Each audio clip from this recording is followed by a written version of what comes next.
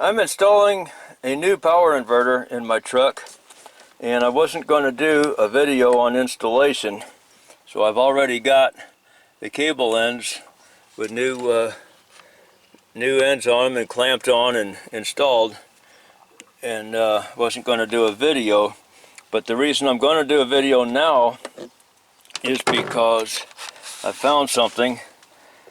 I found a problem, and I really didn't need to change this inverter. Probably my old one is probably still good. It's a little bit smaller than this one.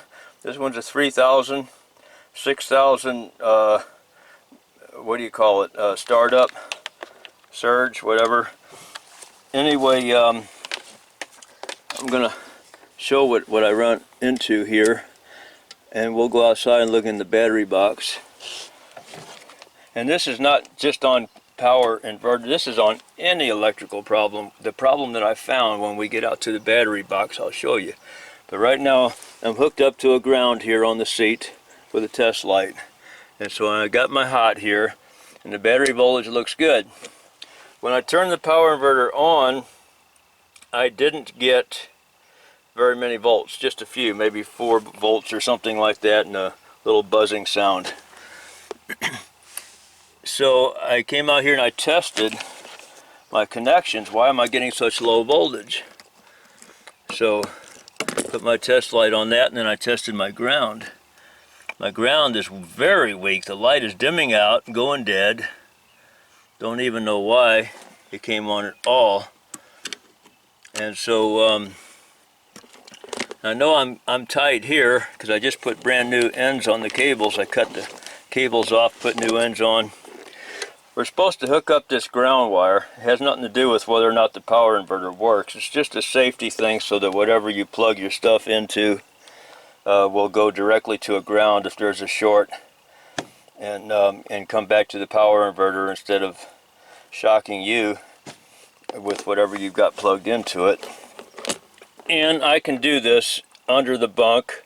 There is sheet metal dividers in there, aluminum dividers, and they are grounded. They're riveted to the frame, but that's another story. I have to raise the bunk to do that. Let's go outside for a minute. Well, out here in the battery box, I have all this stuff cleaned up, and I was wondering how come I'm not getting a good connection. I looked at these, everything's tight. And I got new cable ends over here, and a couple of new batteries. Everything's cleaned up and ready to go. I worked on this thing recently, a couple weeks ago, maybe a month ago, and I started pulling on these connections to see, well, is anything loose here? I mean, the copper, it does have a color like it might have gotten hot, but then I saw this bump on the side of this thing here, and I pulled on this. Look at that, it stretches. Well, copper wires don't stretch like that and snap back. That's broken inside that insulation. And then so I pulled this one, and it is too.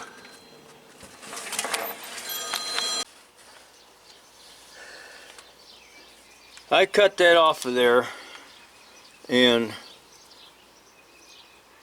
I haven't gone inside this yet, but this black powder is coming out of it.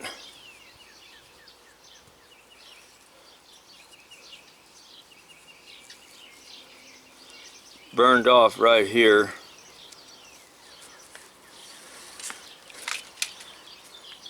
Let me go get a knife.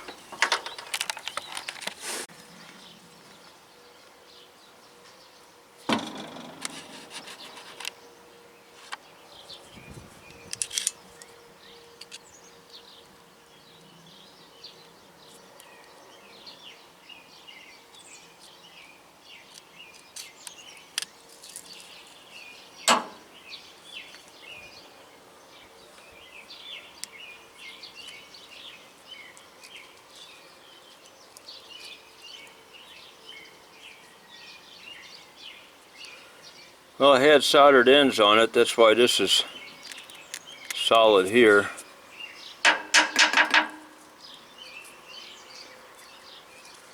Maybe it's because it's welding cable and it's just too fine. The stranding is too fine for being exposed out here outside. Can't believe that. Completely burned in half right there. I cut it off again about an inch back. Well, this is where I cut it at first. I cut it off again about an inch back. And you see that black center there? That's where that black powder's coming out of it. Squeeze it a little bit. That black powder's coming out. This is my first time ever seeing this. I cut it back about another 3 inches back. Cut it off there and then stripped it back here to see what we're getting. No, I stripped this the first time I cut it off, and I saw, well, this is in pretty bad shape. I'm not going to be trying to pull any heavy amps through that with a power inverter.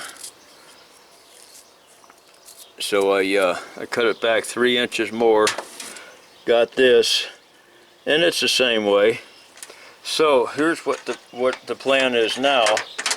I'm going to have to go underneath the truck and cut it back a foot or two back. I brought some old battery cable pieces out, and I'll put these on.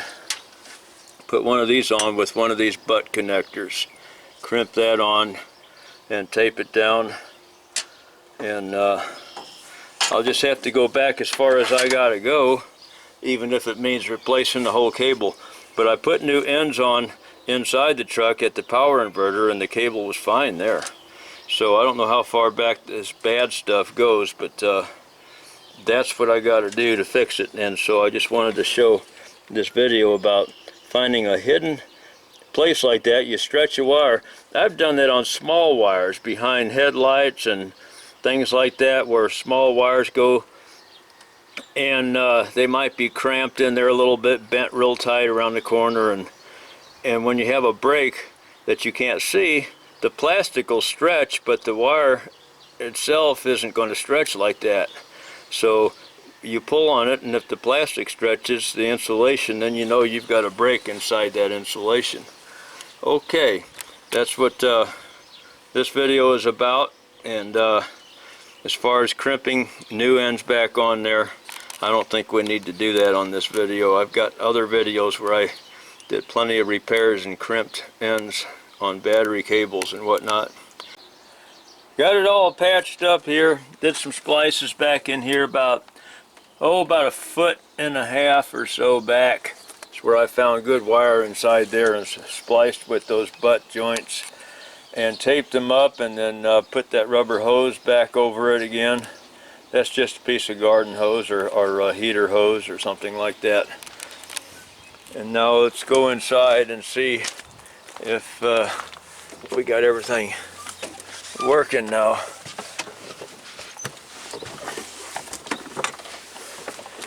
I'm not going to start it up. I'm just going to run it on the battery.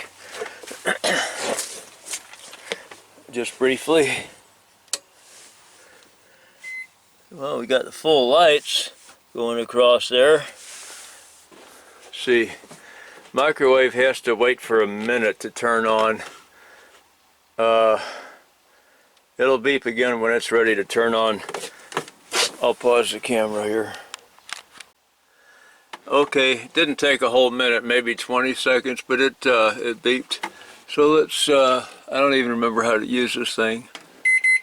Let's see here, let's give it 10 seconds. I'm not going to put anything in it, so I'm not going to let it run very long.